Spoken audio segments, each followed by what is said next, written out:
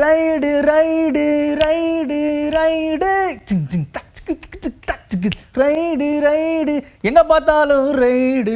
யார் வீட்டுக்கு அப்படின்னா பொதுப்பணித்துறை அமைச்சர் ஏவா வேலு அவர்கள் வீட்டுக்கு, அப்புறம் காலேஜுக்கு, அவர் சார்ந்த ஊருக்குலாம் ரைடு வந்திருக்கிறோம். அங்கேயே வந்துட்டாங்களா? ஆமா கரெக்ட். நீங்க சொல்றதுல ஒரு சிங்க் இருக்கு. அங்கேயும் வந்துட்டாங்களான்ற சிங்க் என்னன்னா, அண்ணாமலை அவர்கள் இருக்கார்ல, ஆமா, ஒரு ஃபைல்ஸ் விட்டார்ல, டிஎம்கே ஃபைல்ஸ்னு. எஸ். சோ அதோட லிஸ்ட் எடுத்து வந்துட்டு இருக்காங்களா? மேபி தெரியல. ஃபர்ஸ்ட் வந்து செந்தில் பாலாஜி அவர்கள் வீட்ல ரைடு வந்தாங்க. ஓகே. அப்புறம் வந்து உயர்கல்வித்துறை அமைச்சர் பொன்முடி அவர்கள் வீட்ல ரைடுலாம் வந்தாங்க. ஓகே. எம்பி ஜெகத் ரட்சகன் அவர்கள் வீட்டுக்கு வந்தாங்க. இப்போ வந்து பொதுப்பணித்துறை அமைச்சர் ஏவா வேலு அவர்கள் வீட்ல வந்து ரைடு வந்திருக்காங்க. ஓகே. அண்ணன் போட்ட லிஸ்ட், அந்த லிஸ்ட்ல வந்து இந்த மாதிரி இப்படி வந்துட்டு இருக்குது, லிஸ்டா வந்துட்டு இருக்குது. ஓகே.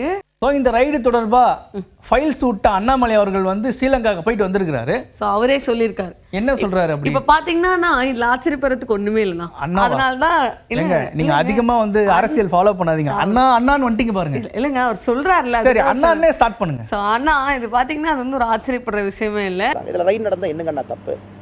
மக்களுடைய கோரிக்கை, அவங்க தவறு செய்திருக்கிறாங்க, ரைடு பண்ணுறாங்க. என்னவா இருந்தாலும் கூட அரசு உரிய நடவடிக்கை எடுக்க வேண்டும் என்பதுதான் எங்களுடைய கருத்து. ரைடை பற்றி நாம் எப்படி இண்டிவிஜுவல் கருத்து சொல்கிறதுங்களா? நாங்கள் ஆல்ரெடி டிஎம்கே ஃபைல்ஸ் விட்டுருந்தோம், அதில் நிறைய இன்ஃபர்மேஷன் இருந்துச்சு. நீங்கள் கம்பேர் பண்ணி பார்த்தீங்கன்னா அந்த மாதிரியான இடத்துக்கு தான் போயிட்டு இருக்காங்க. ஜெகத் ரட்சகன் அவர்கள் நாங்கள் வெளியிட்ட டிஎம்கே ஃபைல்ஸில் கிட்டத்தட்ட 50,000 கோடி ரூபாய் அவருடைய சொத்தை காட்டியது. எனக்கு வரி ஏய்ப்பு மட்டும் ஒரு ரைடில் 1250 கோடி ரூபாய் காமிச்சிருக்காங்க. சோ 10,000 கோடி இருக்கா செக் பண்ண போயிருக்காங்களா ஐடில? ஆமா செக் பண்ண போயிருக்காங்க உள்ள. அததான் வந்து அண்ணன் சொல்றாங்க. அண்ணன் சொல்லி போல ஜெனரலா போயிருக்காங்க. ஜெனரலா போயிருக்காங்க. அத வந்து அண்ணன் சொல்றாரு. ஓகே. சரி ஸ்ரீலங்கா போயிட்டு வந்திருக்காருல, வாட்ஸ் தி ரீசன்? அங்க இன்னொரு விஷயம் நடந்திருக்கு, அது ரீசனா இருந்திருக்கலாம். என்ன அப்படின்னு பாத்தீங்கன்னா, தமிழக மீனவர்கள் இருக்காங்களே, அவங்களோட போட் எல்லாம் வந்து அங்க பிடிச்சு வச்சிருக்காங்க. சோ அதெல்லாம் வந்து மீட் எடுக்கணும். லோவர் கோர்ட் போட்டை ரிலீஸ் பண்ணணும்னு சொன்னதுக்கு அப்புறம் மறுபடியும் இலங்கை அரசு அப்பீல் போகும்பொழுது அது ஏற்றுக்கொள்ள முடியாது. அதற்கு நம்முடைய எம்பசியிலிருந்து எல்லா முயற்சியும் எடுத்துக்கொண்டிருக்கின்றோம்.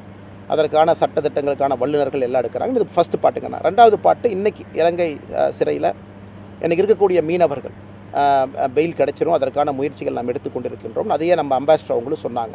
இது வந்து இலங்கை மீனவர்களை பொறுத்தவரை அங்கேயும் போய் நேரடியாக பேசுவதற்கு ஒரு வாய்ப்பு. பட் என்னவா இருந்தா கூட இதை பத்திலாம் பேசுறதுக்கு ஆபீசர்ஸ் இருக்காங்க, அப்பாயிண்ட் பண்ணியிருக்காங்க. அவங்க தான் போய் பேசணும். ஒரு சாதாரண ஒரு பாமர மக்கள் என்ற ஒரு முறையில், அண்ணன் வந்து பாமர மக்கள், பாமர மக்கள்ன்ற முறையில் அதிபரை மீட் பண்ணக்கூடிய ஒரு சான்ஸ் கிடைச்சிருக்குது. வந்து நான் ஒரு சாதாரண மனிதன்னா நேரடியாக அதிபரை பார்ப்பதற்கு ஒரு வாய்ப்பு இருந்தும் கூட அவரிடம் மரியாதை நிமித்தமாக பேசுவதற்கு வாய்ப்போ தவிர ஒரு சாதாரண மனிதராக நம்ம டிப்ளமசி பேசக்கூடாது. அதுக்கு அதிகாரிகள் இருக்கிறாங்க. அதனால் நம்முடைய அம்பாசிடர் மூலமாக தூதுவராக ஒரு இந்தியாவினுடைய குடிமகனாக, தமிழகத்தினுடைய குடிமகனாக அவங்ககிட்ட வேண்டுகோள் வைத்திருக்கின்றேன் கட்சியின் சார்பாக. இந்த மாதிரி ஹெல்ப் பண்ணுங்க அப்படின்னு வந்து கேட்டிருக்கிறாரு. தமிழக மீனவ மக்களுக்காக போராடிய அண்ணாமலை அவர்கள் சொல்லுவாங்களா? நாங்க பேனர் அடிக்கிறது அப்படியே சொல்லிட்டீங்க, கேட்டிருக்காரா?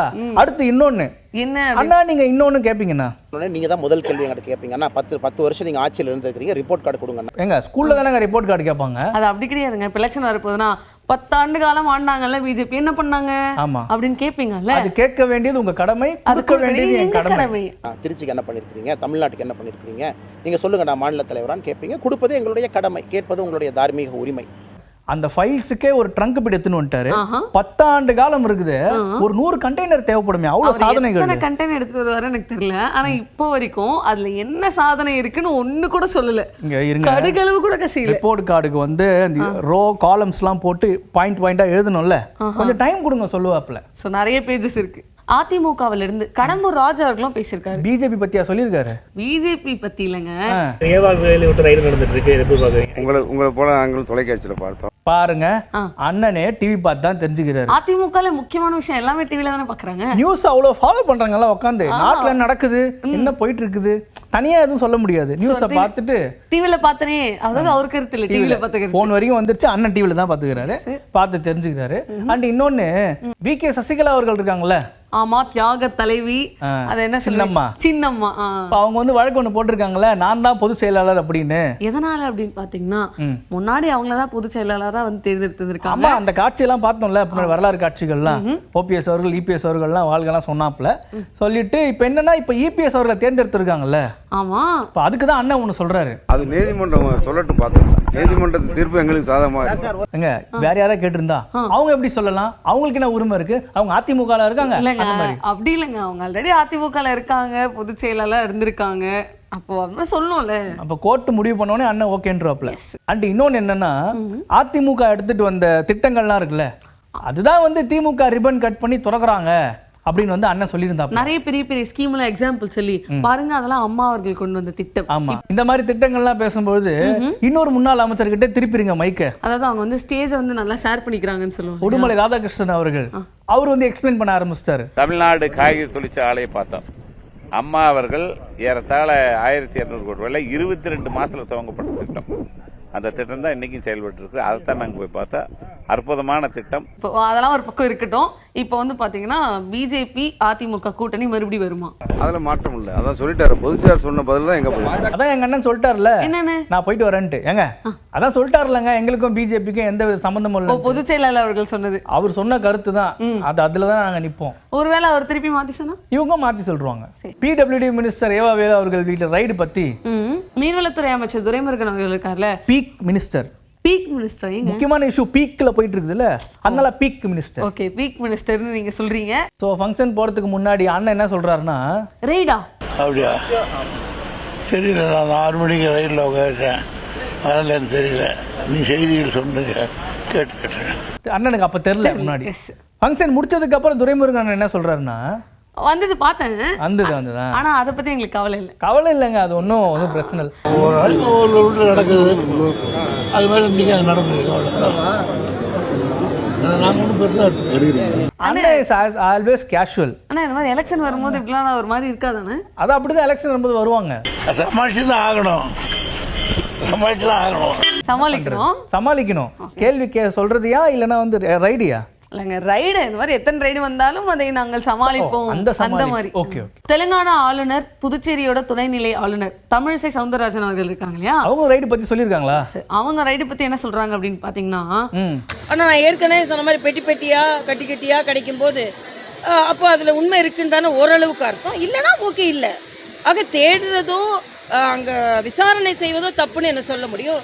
நேர்மையா கணக்கு வழக்கெல்லாம் சரியா இருந்ததுன்னா, அதான் சொன்னேன், கணக்கு வழக்கு சரியா இருந்தா பிரச்சனை இல்லை, கணக்கு இல்லாம இருந்தாதான் பிரச்சனை. கணக்கு இல்லைனாதான் பிரச்சனை. அதாவது எஸ்ஓபியா இருக்கலாம், எஸ்ஓபியா தான் இருக்க கூடாது. அதாவது ஸ்டாண்டர்ட் ஆபரேட்டிங் ப்ரொசீஜர் என்ன இருக்கோ அது இருக்கலாம், ஆனா செலக்டிவ் ஆபரேட்டிங் ப்ரொசீஜர் இருக்க கூடாது. லியோக்கு சொன்னாங்கல்ல, அது அப்படியே ட்ரெண்ட் ஆயிடுச்சு. விளையாட்டுத்துறை அமைச்சர் உதயநிதி ஸ்டாலின் அவர்கள் ஏவா வேலு அமைச்சர் இருக்கார் இல்லையா, அவங்க வீட்டுல நடந்த ரைடு பத்தி சொல்றாரு. சோ என்ன சொல்றாரு அப்படின்னா, காங்கிரஸ்ல பாத்தீங்கன்னா நிறைய அணி எல்லாம் இருக்குது. எப்படி? மாணவர் அணி இருக்குது, மூத்த நிர்வாகிகள் அணி இருக்குது, ஃபுல்லா மூத்த நிர்வாகிகள் தான் உள்ள, நிறைய அணி இருக்கு. அந்த மாதிரி திமுக பல்வேறு அணிகள் இருக்கு, காங்கிரஸ் பேரியக்கத்தில் பல்வேறு அணிகள் இருக்கு, மாணவர் அணி, இளைஞர் அணி, மருத்துவர் அணி அப்படின்னு. இந்த மாதிரி பாஜக கூட ஒரு அணி தான் வந்து இந்த ஐடி விங்கு, இந்த ஐடி அணி, அமலாக்கத்துறை, இவங்கெல்லாம் வந்து பிஜேபியோட அணிகள். அவங்களுடைய பணிகள் செஞ்சுட்டு இருக்காங்க. இதெல்லாம் சட்டப்படி அது அமைச்சர் உதயநிதி ஸ்டாலின் அவர்கள் வந்து எங்க இருந்து அதை பேசினாரு? காங்கிரஸோட கட்சி ஆபீஸ் இருக்குல்ல, அங்கதான் பேசினாரு. எதுக்காக போயிருக்காரு? எதுக்கு போயிருக்காருன்னா, அந்த கையெழுத்து வாங்குறதுக்கு. அவங்க தலைவர் சொல்லியிருக்காரு, போய் கையெழுத்து வாங்கிட்டு வாப்பா. என்ன சொல்லியிருக்காரு தெரியுமா? நீட்டை விலக்கு, அதுவே நம் இலக்கு அப்படின்னு வந்துட்டு முதல்வர் ஸ்டாலின் அவர்கள் வந்து சொல்லி, விலக்கு இலக்கு மேல பெருசா. ஆமா. சோ அந்த நிகழ்வுல தான் வந்து காங்கிரஸ் கட்சியோட தலைவர் அழகிரி அவர்கள் பேசியிருக்கிறார். அவர் என்ன சொல்றாரு அப்படின்னு பாத்தீங்கன்னா, உதயநிதி ஸ்டாலின் அவர்கள் கையெழுத்து வாங்க வந்திருக்காங்க, அதுக்கெல்லாம் ஓகே ரொம்ப தேங்க்ஸ் அப்படின்னு சொல்லியிருக்காரு. பட் அமைச்சர் ஏவா வேலு அவர்கள் ரைடு வந்திருக்காங்க, அவர் பாத்தீங்கன்னா ரோடெல்லாம் சூப்பரா போட்டுருக்காரு. நீங்க வந்து எந்த சாலை வேணா எடுத்துக்கோங்களேன். மத்திய அரசு என்ன செய்யணும்னா, இந்த சாலைகள் தரமாக இருக்கிறதான்னு வேணா போய் பார்க்கலாம். அது தரமா இருக்கிறதுனால அதை அவங்க பார்க்கறது இல்லை. இதை போன்ற அரசியல் ரீதியான குறுக்கீடுகளை செய்வதற்கு அவர்கள் முயற்சிக்கிறார்கள். இது வன்மையாக கண்டிக்கத்தக்கது. ஆனா எதிர்பார்த்ததுதான். ரோடு தரமா இல்லைன்னா கேள்வி கேட்கலாம். எலெக்ஷன் டைம்ல ரைடு விட்டு எதுக்கு இப்படி பண்றீங்க அப்படின்னு அண்ணன் கேட்கறாப்ல. நானே ஒரு முறை வேலை பார்க்கறப்ப கூட சொன்னேன், அண்ணன் ரெடியா இருங்க, உங்க வீட்டுக்கு அவங்க வருவாங்கன்னு சொன்னேன். வரட்டும்பா, எப்ப வேணாலும் வரட்டும்னு சிரிச்சுக்கிட்டே தான் அவர் சொன்னார். 5 மாநில தேர்தல் பரபரப்பா போயிட்டு இருக்கு இல்லையா? சோ அதுல பாத்தீங்கன்னா வந்து தெலுங்கானால கேம்பெயின் வந்து வேற லெவல் நடந்துட்டு இருக்கு. அங்க என்ன பண்றாங்க, நடப்பாங்கல்ல, வாக்கர்ஸ் இருப்பாங்கல்ல, அதாவது வேட்பாளர்களோட கூட சேர்ந்து வாக்கர்ஸ். ஆமா, அங்க வாக் பண்ணிக்கிட்டே போயிட்டு கை மட்டும் காட்டு போட்டோலாம் எடுத்துட்டு செல்ஃபி எடுக்கிறது வந்து கிட்டத்தட்ட கொஞ்சம் ஓல்டுன்னு வச்சுக்கோங்க, நார்மலா இருக்கும். ஆமா, இப்ப ராகுல் காந்தி அவர்கள் ஸ்ட்ராட்டஜியை ஃபாலோ பண்ணும். நடைப்பயணம் போனார் அந்த மாதிரி. தண்டால் எடுத்தாருல ஒரு கேர்ள்ஸ் காலேஜ்ல. ஆமா, அந்த மாதிரி இந்த வேட்பாளர் என்ன பண்றாரு, புஷ்அப் எடுக்கிறாரு. போயிட்டு புஷ்அப் எடுத்துட்டு, நானும் உங்களை போலதான், நானும் டெய்லியும் காலைல எக்ஸசைஸ் பண்ணுவேங்கிறேன். ஒரு புஷ்அப் இன்டு 5, 1க்கு 5 ஓட்டு.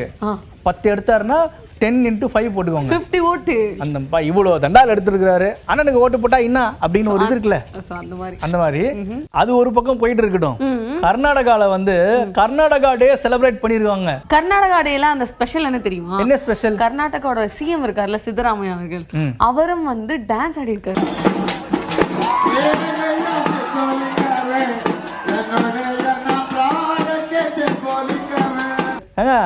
பாருங்க, அதிமுகல ஒரு எஸ்பி வேலுமணி அவர்கள் டான்ஸ்னா, கர்நாடகால சித்தராமையா அவர்கள் டான்ஸ் ஃபுல்லா ஸ்டெப் மாறாம ஃபுல் சிங்கோட ஆடி இருக்காரு. கிட்டத்தட்ட கொங்கு டான்ஸும் அதுவும் ஒரே மாதிரி தான் இருக்கு. நம்ம டான்ஸ் தான் போல, அப்படி ஸ்டெப் அப்படிதான் நம்ம டான்ஸ் மாதிரி தான் போகுது.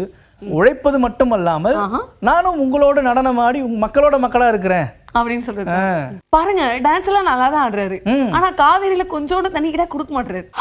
ஏங்க, முக்கியமான தலைவர்கள் வீட்டுலாம் இடி ரைடு போயிட்டு இருக்காங்க. நம்ம இடிதான் என்ன ஒரு முக்கிய தலைவர் தமிழ்நாட்டுல, அவர் வீட்டுல போக மாட்டாங்களா? அவர் வீட்டுல போனா கூட ஒரே ஒரு பிளாஸ்டிக் பக்கெட்டு ஒரு மத்துக்கிட்டு தான் கிடைக்கும். ஆனால் ஒன்றை மட்டும் கூறிக்கொள்ள ஆசைப்படுகிறேன். இந்த உலகம் அறியாத புதுமை என்று கேட்டால் எல்லோரும் இடிதாங்கியைத்தான் திரும்பி பார்த்து முகத்தின் மேல் புன்னகையை மலர விடுகிறார். ஆனால் உலகம் அறியாத புதுமையாக இருந்தாலும் உலகம் புரியாத புதிராகவும் இருப்பான் என்று எச்சரிக்கவும் ஆசைப்படுகிறேன். காரணம், நான் என்ன சொல்லுகிறேன் என்று எனக்கே புரிவதில்லை. எனக்கு புரியவில்லை என்பதற்காக அது கொடைமடைக்கு புரியவில்லை என்று ஆகிவிடுமா? அவன் கோணத்தில் என்ன புரிகிறதோ அது அவனுக்கு வேதமாக மாறி அதே வேகத்தில் அவன் கையை மட்டுமல்ல தொண்டர்களின் கைகளையும் கட்டவிழ்த்து விட்டு கைகளாலேயே கோரஸ் எழுப்பி ஒலி மாசை ஏற்படுத்தி வருகிறான் என்பதை நீங்கள் அறிவீர்கள். அதனால்தான் கொடைமடக்கிய இடிதாங்கி தனது மனசாட்சி என்று மாறி மாறி கூறுவதை வழக்கமாக கொண்டிருக்கிறான். ஒரு குடும்பத்தை எடுத்துக்கொண்டால் அந்த குடும்பத்தின் வெற்றிக்கு பின்னால் ஒரு பெண் இருக்கிறாள் என்று சொல்லுவது ஒரு மரபு. அந்த மரபுக்கு பின்னால் ஒளிந்து கொண்டு குடும்ப தலைவர்கள் குளிர் காய்வது இந்த சமூகத்திற்கு தெரியுமா? தெரியாது. விருட்சு என்று கூறப்படுவது சில சமயங்களில் விருட்சுவலாகத்தான் இருக்கிறது என்பது இடிதாங்கியின் கருத்து. காணல் நீரில் ஒருபோதும் நீராட முடியாது. காணல் நீர் நேர்நீச்சலுக்கும் உதவாது, எதிர்நீச்சலுக்கும் உதவாது. அதில் முங்கு நீச்சல் வேண்டுமென்றால் போட்டு மகிழலாம். மரபுக்குள் மறைந்திருக்கும் மர்மங்கள் சம்பந்தப்பட்டவர்களுக்கு எப்போதும் நேரடியாக தெரிவதில்லை. ஆண்களின் வெற்றிக்கு பின்னால் அந்த பெண்ணுக்கு தெரியுமா? தெரியாது. இடிதாங்கி இடித்துரைத்து சொன்னாலும் கொடைமடக்கியின் மூளைக்கு கூட கடத்தப்படுவதில்லை. அதை போல அரசியல் என்று எடுத்துக்கொண்டால் இடிதாங்கியின் வெற்றிக்கு பின்னால் குடைமடக்கிகள் இருக்கிறார்கள் என்று அடிக்கடி சொல்லுவதும் ஒரு மரபின் பார்ப்பட்டதுதான். ஆக மரபு என்பது விதிகளுக்கு அப்பாற்பட்டது என்று சொன்னாலும் அதுவே எழுதப்படாத விதியாக அமைந்து இடிதாங்கியின் இருப்புக்கு கட்டியம் கூறுகிறது என்பதை மறந்துவிட வேண்டும். கட்டியம் அல்லது உறுதி என்று சொன்னால் அது இரும்பை விட எஃகை விட எகுரும் தன்மை கொண்டது. ஆக மரபுகளை எப்போதும் பின்பற்றினால்தான் இடிதாங்கியின் கஞ்சிக்கு பஞ்சம் வராமல் வாழ்க்கையை வசதியாக கழிக்க முடியும். அப்படி கழிப்பதற்கு ஏற்ற களம் இந்த மேடையாக இருப்பதால் தான் இடிதாங்கியின் பிளிரல் பிசகு இல்லாமல் இன்று வரைக்கும் ஓஹோ என்று ஓங்கி ஒலித்துக் கொண்டிருக்கிறது. எல்லோரும் ஒரு நம்பிக்கையை பிடியாக கொண்டு தான் இடிதாங்கியின் பின்னால் துண்டு விரித்துக் கொண்டிருக்கிறார். கருத்துக்களை பண்டமாற்று செய்யும் போது அதற்கு ஆதரவாக தொண்டர்கள் துணையாக இருப்பதால் தான் அது கன்றாவி கருத்தாக இருந்தால் மூக்கை சிந்தியவாறே இடிதாங்கியை தாங்கி பிடிக்கிறார். எனவே பொறுத்தால் தான் பினாமிக்கும் பூமி கிடைக்கும் என்ற உண்மையை கூறி விடைபெறுகிறேன். நன்றி, வணக்கம். We are back to cinema. நடிகர் விஜய் அவர்கள் வந்து தாய்லாந்து கிளம்பி போயிருக்கிறார். எதுக்குங்க? இந்த சக்சஸ்ஃபுல்லா அந்த மீட்லாம் முடிஞ்சது இல்ல, ஷூட்டிங் அடுத்த படத்துக்கு, அடுத்த படத்தோட ஷூட்டிங், அதுக்காக வந்து ஃபயரா கிளம்பி போயிருக்காரு. ஃபுல் மாஸ்கோட போயிருக்காரு. ஒருவேளை ஏதாவது அரசியல் ஆலோசனை பண்ண போயிருப்பாரோ? ஆமாங்க, முக்கியமான கட்சியெல்லாம் வந்து ரகசியமா ஆலோசனை பண்ணுவாங்க. அதுக்கெல்லாம் பேங்காக் தான் போவோம். மேபி தெரியல, இருக்கலாம். We are back to sports. பாரா ஒலிம்பிக்ஸ்ல போய் கலக்குன்னு கணக்குனாங்களே நம்ம ஊர் சாம்பியன்ஸ். சோ அவங்கலாம் பாத்தீங்கன்னா மெடல்ஸோட சென்னை வந்து ரீச் ஆயிருக்காங்க. வரும்போது அந்த பிரம்மாண்ட வரவேற்பு இருக்கும்ல ஏர்போர்ட்லயே, நிறைய பேர் வந்து நிறைய ஸ்கூல் ஸ்டூடெண்ட்ஸ்லாம் வந்து அவங்களுக்கு ஒரு இன்ஸ்பைரிங்கா இருக்கும் பார்க்கும்பொழுது, நம்ம ஊர்ல இருந்து போயிட்டு மெடல் அடிச்சுட்டு வந்திருக்காங்க அப்படின்னு சொல்லிட்டு.